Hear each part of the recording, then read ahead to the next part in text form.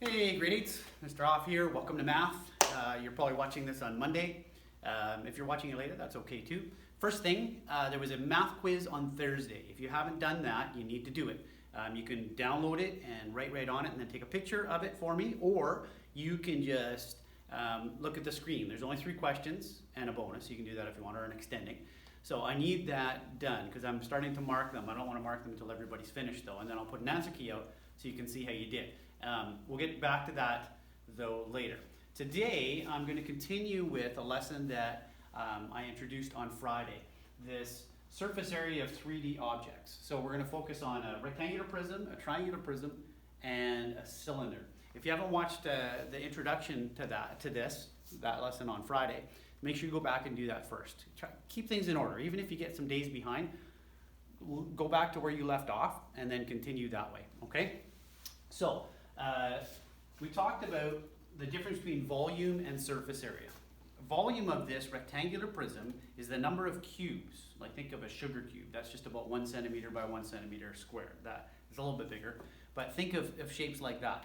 How many of those could fit? How many cubes could fit inside here? That's volume. Surface area is the 2-dimensional area. How many squares could fit on this surface? Okay? Now, a rectangular prism actually has 6 sides to it, right? And it depends on the orientation of the object, what you would call the base or the height or the side or the front. If we were looking at it like this, then this blue would be the bottom, this blue would be the top. And they're a pair of rectangles that are identical, they're congruent. The green would probably be the front and back, and the red would be the sides. But if I turn my rectangle like this, it would totally change, right? The green would now be the top and bottom, right? And maybe the blue would be the depth, and the red would be the side. It doesn't matter at all. It makes 0 difference because the surface area is still the same. Base times height and base times height. That's it for rectangle. So if I were to open up this rectangular prism, I would create something called a net. Okay, different than a fishing net or a net that you would jump into or a net to catch something. It looks like this. Okay, now rectangular prisms are usually opened up into the shape of like a cross. Okay, so if you've done it correctly, you should get this shape. Right? You're going to have 2 or 3 pairs, so there's 6 sides, and 3 of them are pairs, right? So this blue and this blue are the same, this red and this red are the same, and the green are the same. And we know how to do surface area of a rectangle. It's just base times height. So I would go base times height, that's the surface area of this, times it by 2 because I have 2 of them. Same with this, base times height times 2 because there's 2 of them. Base times height times 2 because there's 2 of them. And then I would get the surface area of all these different rectangles, and I would just add them together. And that's how you get the surface area of the whole outside of the shape, right? So if I have all 6 sides, the surface area, I know how much the surface area of the entire 3D object is. Okay, so that's a rectangular prism. A triangular prism is quite similar. Okay, so I have this one here, and again, it depends on the orientation. Right now, I would call this the base. If my triangle was like this, or my prism was like this, I would call this the base. But it doesn't matter. When I take this one apart, it's a little bit different. Let's see if I can work through my tape here. There we go. So when I take this net apart, I get this shape. It's kind of like a little rocket ship almost. Okay, I have the triangles on the side and then 3 rectangles because there's only 5 sides to a triangular prism. Okay, in our orientation there, this was the base. These are the triangles, obviously. This was one of the sides, and this is the other. And on this one, it's a right-angled triangle, but all 3 sides of my triangle are the same, so all 3 of my rectangles will be, or pardon me, all 3 of the sides of my triangle are different, so all 3 rectangles will be different. And you know how to do surface area of a triangle. It's base times height divided by 2, and that'll give you the area of this. And then I times it by 2 because I have 2 of them. So even if you didn't divide by 2, these 2 together would make a rectangle.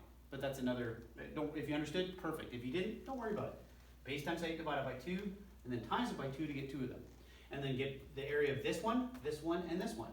Base times height, base times height, base times height, and then add the surface area of all 5 sides together. That's it, very much like a rectangular prism. Then I have the cylinder, which is a little bit different. It's kind of cool the way a cylinder works. Okay, so here's my cylinder. It's got the top and bottom of this, or the base and the top, or whatever you would want to call it, is a circle, okay? So I'm going to need some other dimensions. To get the circumference of this circle, which I'm going to need for surface area, I just take the radius and I times it by 2. to get the radius, I would take the diameter and divide it by 2. If I had one, I can get the other.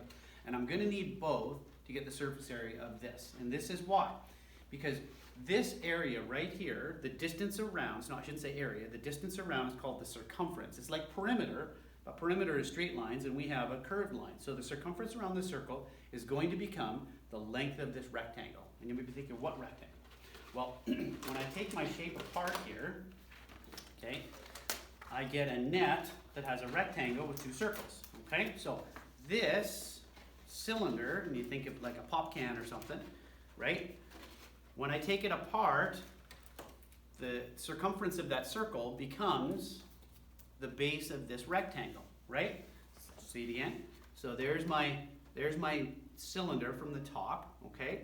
And when I take it apart, if I cut this line here and open it up, the circumference, the distance around that circle becomes my base for my rectangle, okay? So to get the area of this, the surface area, right, not volume, right?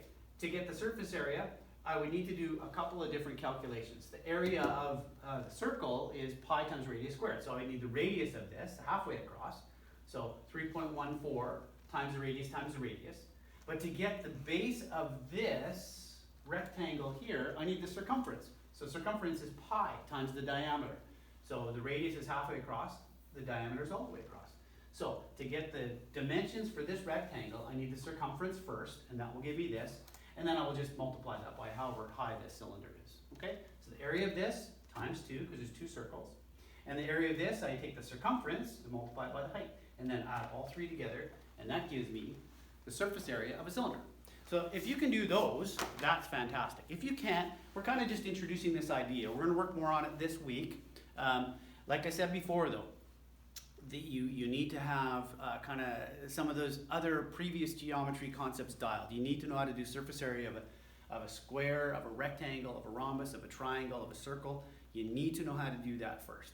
Then you need to know how to do volume of prisms, which is quite easy. Get the surface area of the end and then multiply it by however tall it is. That's what we did last week.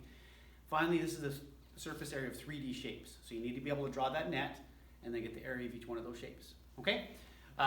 If you have any questions, please let me know. There's not many people engaging here. I had office hours all week waiting for students to come ask questions, and I literally had 0 questions, math questions. So that might mean nobody's having trouble, or it might mean you're just not making use of us to help you out. So make sure, go 10 to noon every school day. Mrs. Olson's on first, and then I'm on second, but I can make other times work. If you need time, let's just set it up, and we can meet one-on-one, small groups, however you want to work it. So make sure you make use of that time. Okay, I'm going to go. That's our work for Monday. There's very little, actually. If you've done Friday's work, you probably won't have a lot to do today because it's the same worksheet. All I'm going to get you to do is try to do 3 different nets like we saw today. Okay? Take care, everybody.